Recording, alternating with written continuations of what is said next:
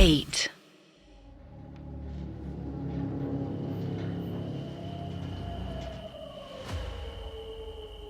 घना जंगल, एक शैतानी दुनिया, और हर मोड़ पर, हर पेड़ की टहनी पर रहती है एक बुरी आत्मा। और इसी दुनिया में फंस चुके हैं वेदा, आर्यन और आर्यन के कुछ दोस्त जो निकले थे रोड ट्रिप पर ये रोड ट्रिप उन्हें एक ऐसी जगह पर ले आई जो इंसानी दुनिया से अलग है। और ऐसी दुनिया है जो जीती है इंसानों के खून पर, इंसानों के मांस पर। और ऐसी दुनिया जहाँ रहती है ऐसी आत्माएं जो करती है इंसानों का शिकार। और ऐसी दुनिया जिसे जो चलाता है वो है बहुत ताकतवर। और कौन है वो? वेदा को अब तक उसके बारे में कुछ भी पता नहीं चला था। उसी घने जंगल के बीच में है एक झोपड़ी जिसके सामने खड़े हैं वेदा। और इनका दिल जोर से कांप रहा है, उनके हाथ पैर सुन्न पड़ चुके हैं और उनकी सांसें राजधानी एक्सप्रेस से भी तेज दौड़ रही है। ए बापू, पकड़ इसको, इसको भी काटेंगे, इसको भी बनाएंगे। बहुत दिनों से भूख लगी हुई थी, आज हम पूरी भूख मिटा लेंगे। पकड़ो इसे, उस बड़ी एंटिटी ने कहा, जिसने हाथों में बड़ा चाकू पकड़ा था और जो अंदर किसी को काट रही थी। वेदा को शक था कि शायद वो आर्यन है। उस बूढ़े आदमी की आत्मा ने वेदा पर हमला किया, जिस पर वेदा ने उस कलावे को हाथ में अच्छे से बांधा, टाइट किया और बूढ़े आदमी की आत्मा को एक हाथ से उठाकर दूर फेंक दिया। जिस पर वो एंटिटी बोली, ए माँ, ये तो ताकतवर है, पकड़ इसको, वरना महाराज हमको छोड़ेंगे नहीं। इतना सुन वो बूढ़ी औरत की आत्मा भागती हुई आई और उसने वेदा पर दूर से हमला करना शुरू किया। पर वेदा बच बचा कर सीधा उस औरत के सामने आई। उस औरत ने अपने नाखून वेदा के जिस्म में गाड़ने की कोशिश की, पर वेदा ने उसके हाथ को पकड़ा, मरोड़ा और दूर फेंक दिया। चलो अच्छा है, वो जो एंटिटी मुझे दूसरे स्पिरिट्स को पकड़ने को कहती थी, उसने मुझे ताकत दी हुई है, जिससे मेरी शारीरिक ताकत बहुत ज़्यादा बढ़ गई है। जल्द से अब इस मोटे को हराता हूँ, शायद आर्यन अंदर ठीक हो। वेदा इतना बोल बस उस एंटिटी की ओर भागे, जो सीधा झोपड़ी के अंदर चला गया। वेदा झोपड़ी के अंदर जाने वाले होते हैं कि तब उनके पैर रुक जाते हैं। उनके अंदर हिम्मत नहीं हो रही थी कि वो अंदर जाएं। वो पहले ही एक बार राजन के कटे सर को अपनी आंखों से देख चुके हैं और अब वो आर्यन को ऐसे हालत में नहीं देखना चाहते। उनके साथी की मौत अगर हो गई तो वो क्या मुंह दिखाएंगे और कैसे इस जख्म को दिल में लेकर घूमेंगे। ऊपर से आर्यन कितने कॉन्फिडेंस से कह रहा था कि वेदा बहुत ताकतवर है, पर ऐसी ताकत का क्या फायदा जो अपने दोस्त को, अपने पार्टनर को बचा न सके।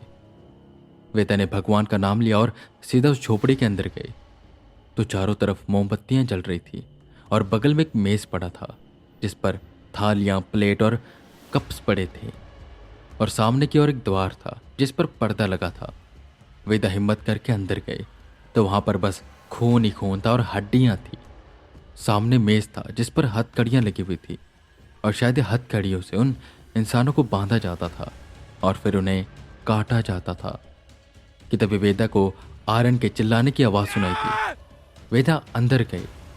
अंदर वही शख्स आर्यन को पकड़े उसके गले पर चाकू लगाए खड़ा था। वेदा ने आर्यन को देखा तो उनकी रूह कांप गई। उसके जिस्म से खून बह रहा था, लात पर कट के निशान थे और देखने में ऐसा लग रहा था कि थोड़ी देर पहले ही उस मोटे ने आर्यन को काटना शुरू किया। तू जो भी है चला जा यहां से, वरना इसका सर एक पल में उड़ा दूंगा, समझा? तू जिस दुनिया में खड़ा है वो दुनिया तेरी नहीं है, हमारे महाराज की है। और अगर उन्हें पता चल गया कि इंसान यहाँ पर ऐसे ही घूम रहे हैं तो वो मुझे नहीं छोड़ेंगे, क्योंकि इंसानों को मारने की जिम्मेदारी और खाने की जिम्मेदारी मेरी है।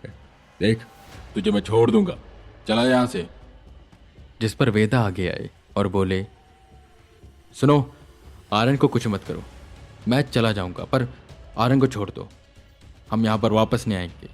और हाँ, एक और बात, तुम्हारे महाराज कौन है और क्या करते हो तुम इन इंसानों का? चलो तुम तो इन्हें खा लेते हो, इन आत्माओं को क्या तुम यहाँ पर कैद करके रखते हो? जिस पर हंसते हुए वो मोटा बोला, मूर्ख, इन इंसानों को तो हम काट काट कर खा लेते हैं, वो भी बनाकर कच्चा नहीं।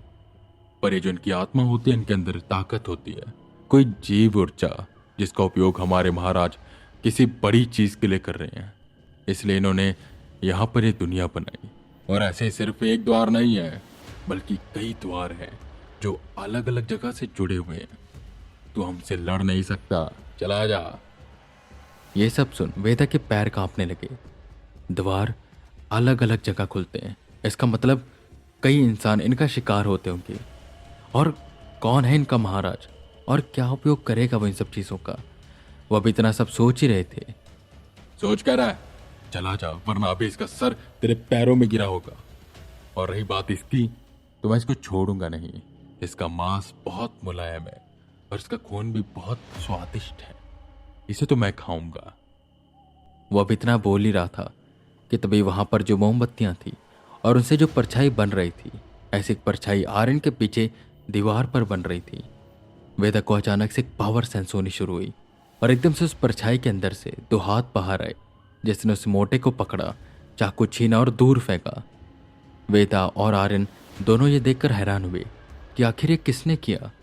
तभी एक आवाज गूंजी, गलती कर दी तेरे महाराज ने हर जगह द्वार खोलकर, क्योंकि एक द्वार आसाम में भी है। और जैसे मुझे पता चला कि मेरे खास दोस्त वेदांत पर कोई मुसीबत है, तो मैं आ गया, और मेरा आना तो बनता ही था। वेदा ये सोच में पड़ गई कि आखिर कौन है ये उनका दोस्त। आर्यन भी वहीं लंगड़ाते लंगड़ाते वेदा के पास गया, पर वो परछाई वहां से हिली नहीं। आर्यन भी ये समझने की कोशिश करने लगा कि ये है कौन। उतनी देर में उसने देखा उस परछाई में से एक बेडोल सा शरीर बाहर आया। उसका शरीर काफी पतला था, उसके लंबे लंबे बाल थे, दो बड़े बड़े दांत थे जो बाहर की ओर आ रहे थे, और उसने बहुत से तरह के आभूषण पहन रखे थे। आर्यन को यह नहीं समझ आया कि यह है कौन, पर वेदा उसको देखते ही पहचान गए। अरे बेताल, आप बहुत सही वक्त पर आए हो। हाँ, सच में आपने मुझे और आर्यन को बचा लिया। जिस पर वो बेताल हंसते हुए बोला, अरे कोई बात नहीं वेदांत, और सुनो, तुम यहां से जितना जल्दी हो सके निकलो, समय खत्म होने वाला है। अगर 3 बज गए और वो द्वार बंद हो गया तो तुम यहीं पर फंस जाओगे। जल्दी निकलो यहां से, वक्त नहीं है, इसे मैं देखता हूं। और हाँ वेदांत, द्वार एक मैंने खोला है, जहां पर तुम्हारी कार खड़ी है, बस उसके सीधा सीधा जाओगे, खुल जाएगा वो। समस्या बस एक है कि वो सीधा आसाम में जाएगा। वेदा आर्यन को संभालते हैं और कहते हैं, कोई बात नहीं बेताल, बस किसी तरह हम यहां से निकले, बाकी सब तो हम संभाल लेंगे। और तुम भी यहां से चले जाना, और दिल से तुम्हारा धन्यवाद, तुमने हमें बचा लिया। चलो आर्यन, चलते हैं बिना देरी के। वेदा के कंधे पर हाथ रख आर्यन किसी तरह उस झोपड़ी से बाहर निकला और वह सीधा उस जंगल से बाहर निकलने लगे। पर वेदा को एक बहुत स्ट्रांग पावर सेंस होने लगी, और ऐसी पावर वेदा पहले सेंस कर चुके हैं, पर कहाँ, उन्हें याद नहीं आ रहा था। कितनी देर में फिर से वेदा के कानों में कौवों की आवाज गूंजने लगी। वेदा यहाँ वहां देखने लगे।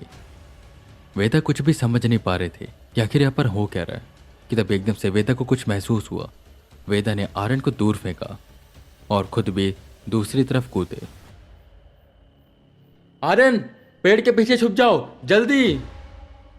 वेदा चिल्लाए। कितनी देर में एक तेज रफ्तार से कोई आया और सीधा उस जगह पर कूदा जहां पर वेदा और आर्यन पहले खड़े थे।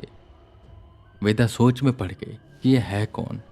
धुआं चारों तरफ फैला हुआ था, तो वो दिखाई नहीं दे रहा था कि तब एक आवाज आई, वेदांत, बच गए, मानना पड़ेगा, काफी ताकत है तुम्हारे पास, पर अब तुम नहीं बचोगे। उस दिन तो मैंने तुम्हें छोड़ दिया था, पर आज नहीं।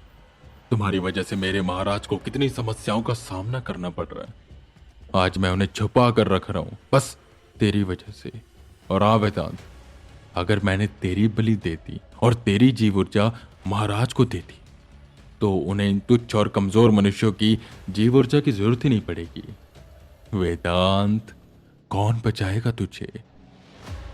यह आवाज वेदा को जानी पहचानी लग रही थी। धुआं हटा और जब वेदा ने उसे देखा तो वेदा दंग रह गई।